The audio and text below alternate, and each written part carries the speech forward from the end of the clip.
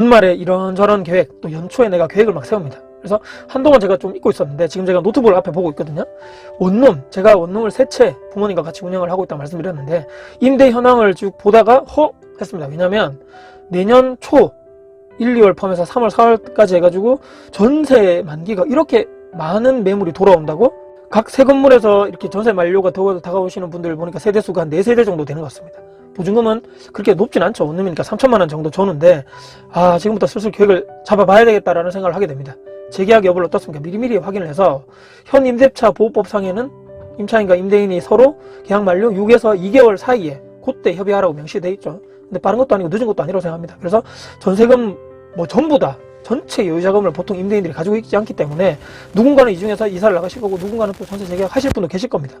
이 주변보다 저희 이 건물 자체의 전세 금액 자체가 높지 않다 보니까 그런 메리트가 있는 것도 있는 것 같고, 저는 열심히 청소하고 관리한다 하지만 저희 부모님들 자체가 워낙 건물을 깨끗하게 관리하시고 깔끔하게 하시고 세입자분들도 이렇게 문제가 생기면 연락 오면 바로바로 해결해 주시려고 노력하시는 분들이기 때문에 임차인들이 그렇게 불만이 없으신 걸로 제가 알고 있거든요. 하지만 그렇다 해가지고 안심해서는 안 되죠.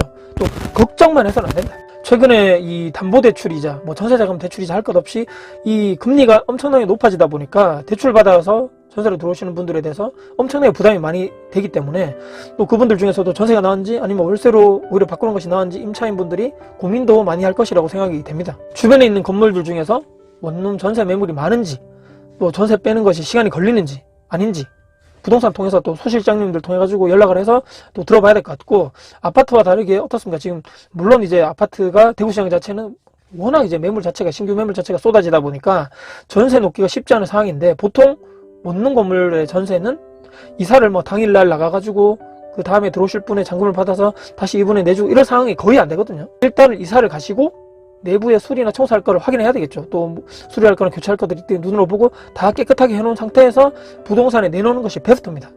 그래서 당연히 전세금을 내줄 수 있는 여유자금이 있어야 된다고 제가 항상 강조를 드린 이유가 이런 것 때문이고, 원룸 건물 투자 여유자금 없이 했을 때는 이런 상황이 딱 전세가 몇 개 같이 동시다발적으로 막 이렇게 만기가 돼서 돌아왔을 때 전세 그 다음에 소유자가 없을 때는 상당히 힘들어진다는 얘기입니다.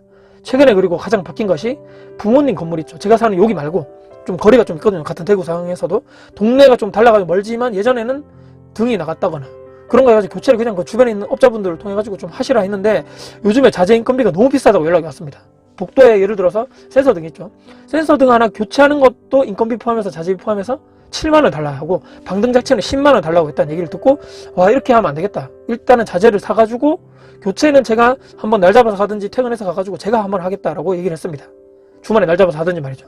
그래서 더 좋은 자재를 사가지고 만원, 2만원, 방등 같은 경우는 보통 2만원 정도 50W 정도 살 수 있고, 센서등이나 저기 있는 일반 직부등이나 욕실등 자체는 15W나 20W 정도는 7,000원, 만원 이내에서 한 개 충분히 살 수 있기 때문에 내가 한번 왔다 갔다, 물론 시간이 들고 이렇게 왔다 갔다 이렇게 비용이 든다 할지언정 그래도 지금은 인건비가 너무너무 높아지다 보니까 도저히 안 되겠다 싶어가지고 그런 식으로 협의를 해서 어제 제가 저녁에 필요한 여유 물품들을 몇 개 사가지고 양쪽에 있는 저희 부모님한테 다 보내놓은 상황입니다. 가만히 그냥 있는다 해서, 아니면 똑같이 그냥 부동산에 전화하거나 이렇게 앱에 어플 통해서 올려가지고 부동산 내놓고 부동산에서 알아서 임차인을 다 모셔와가지고 구해주겠지, 이런 식이 아닌 것 같습니다. 시대가 변하면 사람도 그에 맞도록 적응하고 변해야 된다. 그래야지만 살아남는다라는 생각이고, 기존 임차인분들 중에서도 재계약하기 위해서 어떻습니까? 관리비를 어느 정도 일정 부분 냈다 그러면 조금 낮춰줘가지고 또 이렇게 좀 유도할 수 있는 거죠. 재계약 더 해서 더 거주하셔라. 또 필요한 것들이 있다 하면 미리미리 연락해서 물어보고 새거로 사준다든지 교체를 해준다든지 수리를 해준다든지 이래서 편의성을 봐주는 것이, 그래서 재계약을 유도하는 것이 지금으로서 제가 봤을 때는 가장 베스트한 일이다.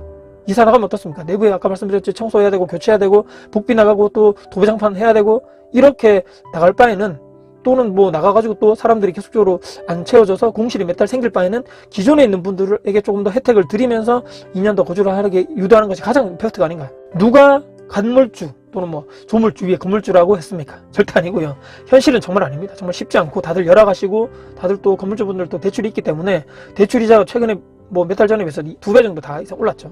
시련과 고난의 기간입니다. 정말 존버하셔야 될 기간이고요. 그리고 다시 한번 강조드리지만 절대로 해당 시기에 상황에 맞도록 건물주 임대인 분들도 또한 피와 살을 깎는 노력을 하고 변화에 적응하셔야 된다. 당연히. 그리고 내가 해야 되고 인건비를 최소화해야 되고 청소도 내가 좀 하고 이제부터는 그리고 당연한 것은 세입자 임차인분들은 우리의 고객이다. 고객이죠. 평소에도 당연히 잘하셔야 되겠지만 지금은 더 잘하셔야 된다. 그래서 서로 윈윈 관계, 서로 그런 관계를 계속적으로 잘 유지를 해야 된다라고 제가 다시 한번 당부드리면서 저도 열심히 해야 되겠죠.